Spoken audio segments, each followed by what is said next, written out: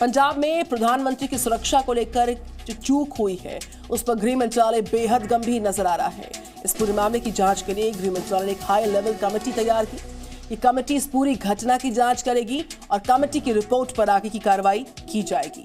इस रिपोर्ट के साथ बुलेटिन की शुरुआत।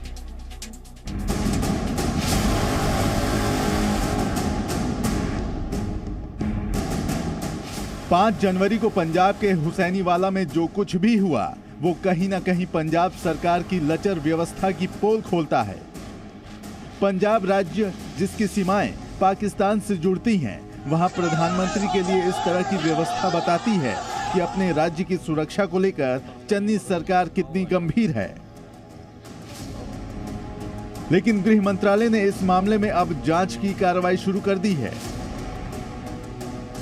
गृह मंत्रालय ने इस पूरी घटना की जांच के लिए एक हाई लेवल कमेटी गठित कर दिया है। ये कमेटी भी पूरी घटना की जांच करेगी। कमेटी अपनी रिपोर्ट गृह मंत्रालय को सौंपेगी। रिपोर्ट के आधार पर दोषी अधिकारियों पर भी कार्रवाई की जा सकती है।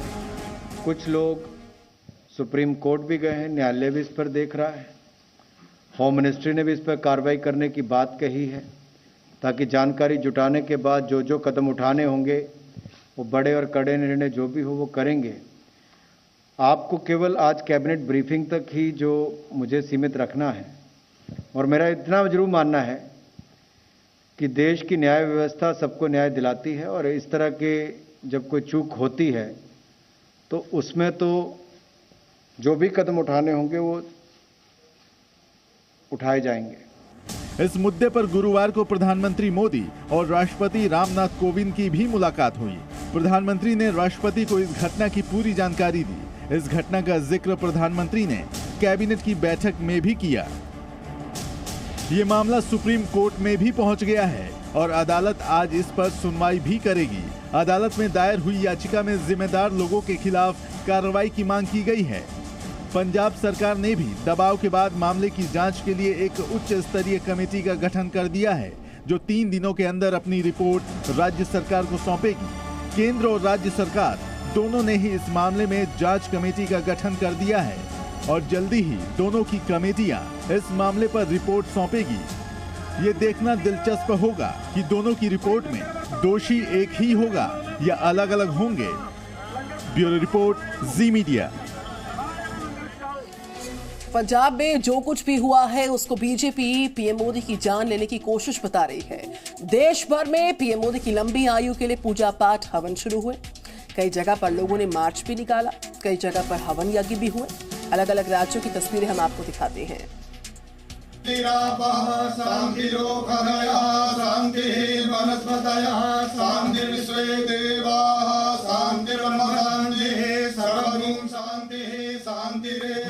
प्रधानमंत्री के लिए बीजेपी की पूजा। उत्तर में कश्मीर से लेकर पूरब में असम तक और काशी से लेकर पटना तक बीजेपी आज पूजा करती रही। पूजा अपने प्रधानमंत्री नरेंद्र मोदी की रक्षा के लिए। पूजा प्रधानमंत्री मोदी की सुरक्षा के लिए।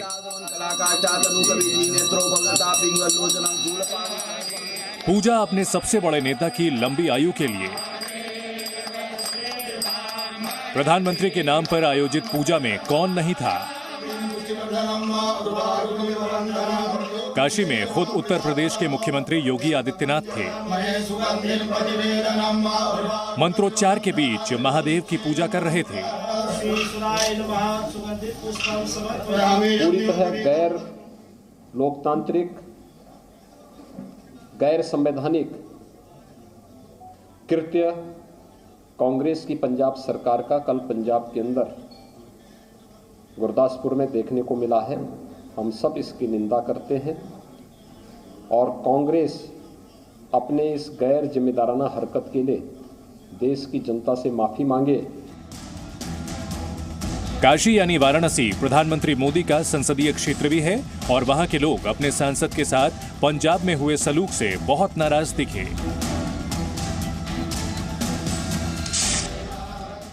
तो मध्य प्रदेश के मुख्यमंत्री शिवराज सिंह चौहान भोपाल में प्रधानमंत्री मोदी की बड़ी तस्वीर के पास बैठकर उनकी लंबी उम्र के लिए प्रार्थना कर रहे थे। असम के मुख्यमंत्री हेमंता बिस्वा शर्मा ने भी प्रधानमंत्री के दीर्घायु होने के लिए यज्ञ का आयोजन किया। सुबह से ही हमारा बीजेपी का कार्यकर्तागण पूजा अर्चना किया, प्रधानमंत्री जी का शतायु के लिए प्रार्थना किया। मैं और हमारा पार्टी का स्टेट प्रेसिडेंट श्री भवेश कलिता जी, हम लोग भी इसमें शामिल हुआ। दिल्ली में बीजेपी नेता दुष्यंत गौतम ने भी पीएम मोदी की लंबी उम्र के लिए महामृत्युंजय जाप किया। हम भगवान से प्रार्थना कर रहे हैं, प्रभु हम तेरे कार्य के लिए निकले हैं, इसलिए हमारी सुरक्षा करें, हमारे देश के प्रधानमंत्री की सुरक्षा करें और प्रधानमंत्री की दीर्घायु के लिए हम प्रार्थना करेंगे। श्रीनगर में बीजेपी कार्यकर्ताओं ने पंजाब सरकार और कांग्रेस के खिलाफ नारेबाजी की। प्रधानमंत्री की सुरक्षा में चूक पर पंजाब की कांग्रेस सरकार सवालों के घेरे में है। वहीं बीजेपी देवालय और न्यायालय दोनों की शरण में है। ब्यूरो रिपोर्ट, जी मीडिया। तो प्रधानमंत्री नरेंद्र मोदी की सुरक्षा को लेकर हुई चूक के बीच ये सवाल बहुत अहम बन जाता है कि इस सवाल का जवाब इसलिए जरूरी हो जाता है क्योंकि इस सवाल के सही जवाब से तय हो जाएगा कि पीएम की सुरक्षा में चूक के लिए जिम्मेदार कौन कौन है। पंजाब के एडीजीपी लॉ एंड ऑर्डर की 3 चिट्ठियां हैं जो जी मीडिया के पास मौजूद हैं और इन तीनों चिट्ठियों ने पंजाब के सीएम चरणजीत सिंह चन्नी के दावों की पोल खोल कर रखी। कैसे, देखिए जरा। चिट्ठी सही या चन्नी?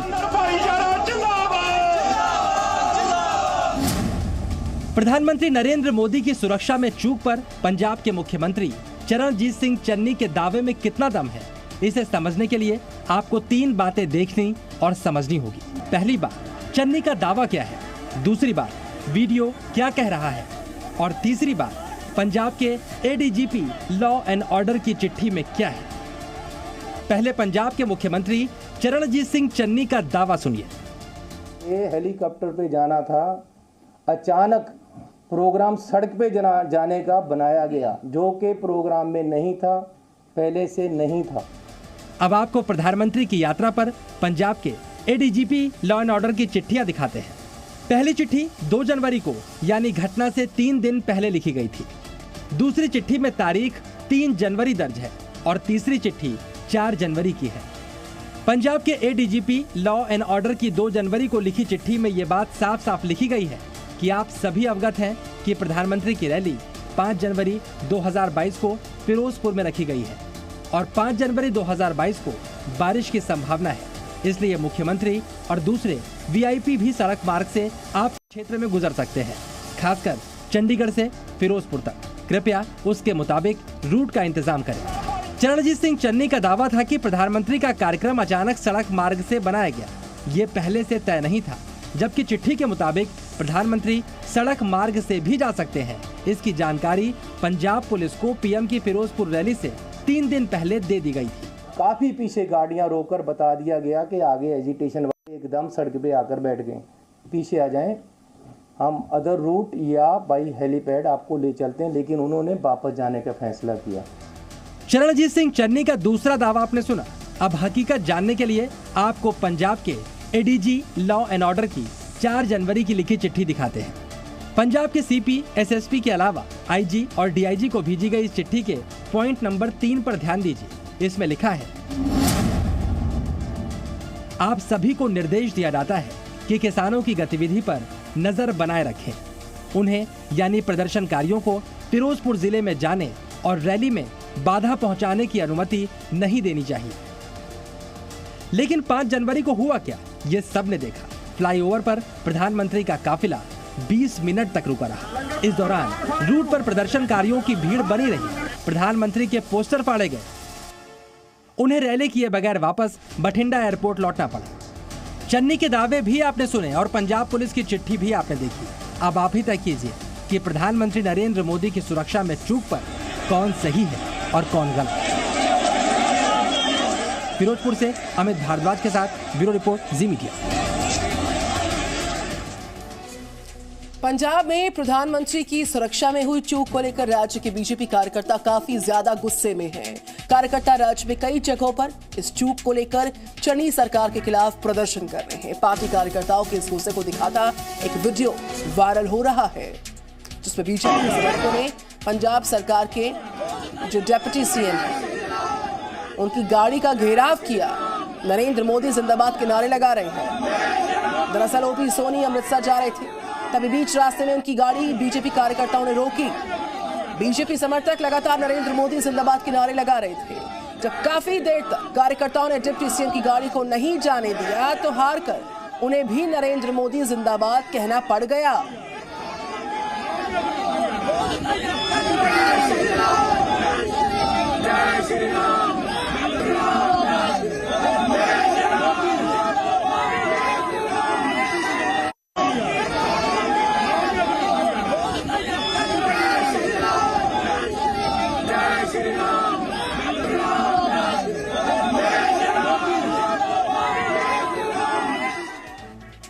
प्रधानमंत्री नरेंद्र मोदी के फिरोजपुर दौरे के दौरान हुई सुरक्षा में भारी चूक पर राजनीति गर्माती हुई। बीजेपी के प्रतिनिधिमंडल ने पंजाब के राज्यपाल बीएल पुरोहित से मुलाकात की बात की, इस पर कार्रवाई की मांग की। तो वहीं दूसरी तरफ पंजाब कांग्रेस के अध्यक्ष नवजोत सिंह सिद्धू समेत कांग्रेस के कई सारे नेता बीजेपी पर राजनीति करने के आरोप लगा रहे। एक रिपोर्ट।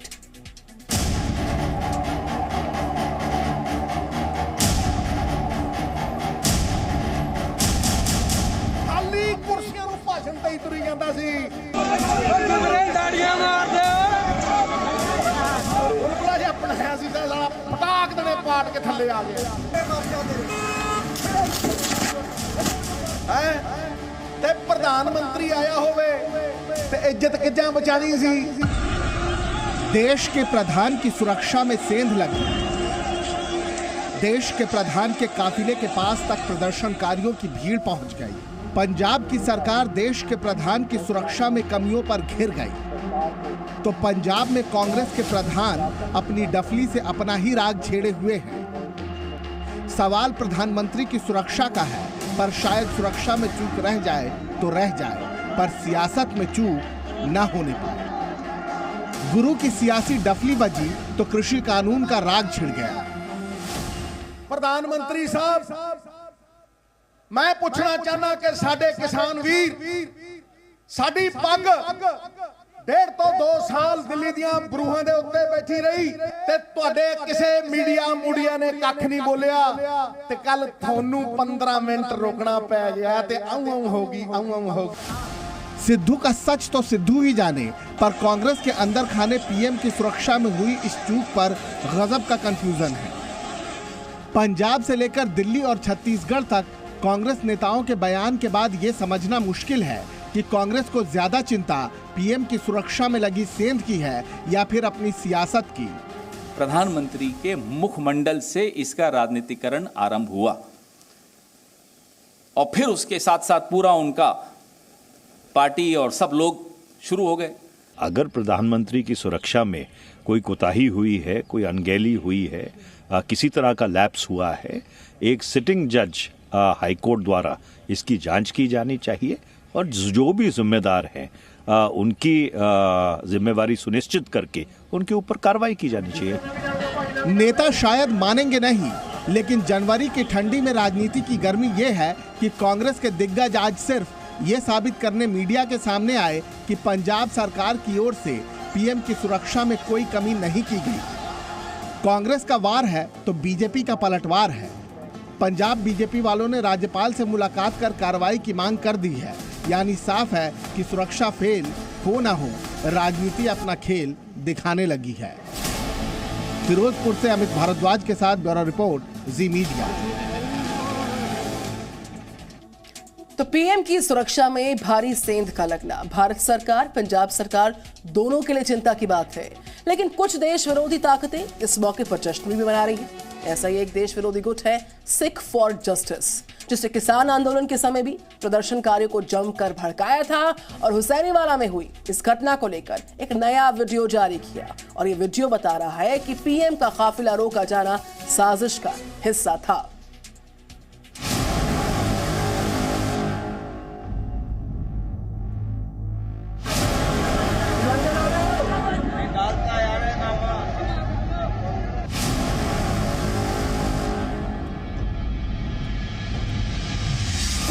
हुसैनीवाला में जो कुछ हुआ वो एक सोची समझी साजिश थी या नहीं, इस बात का खुलासा होने में फिलहाल थोड़ा समय लगेगा, पर हम आपको एक वीडियो दिखाने जा रहे हैं।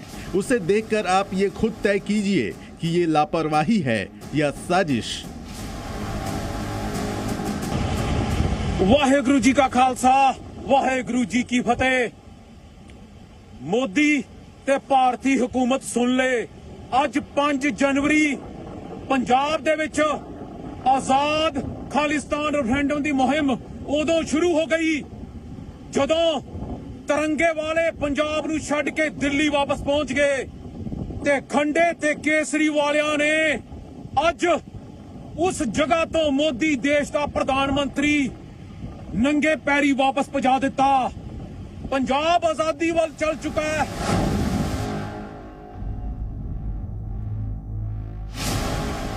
तो सुना आपने प्रधानमंत्री मोदी के काफिले का पंजाब से लौटना 6 फॉर जस्टिस के नेता गुरपतवंत सिंह पन्नू के लिए बड़ी जीत है।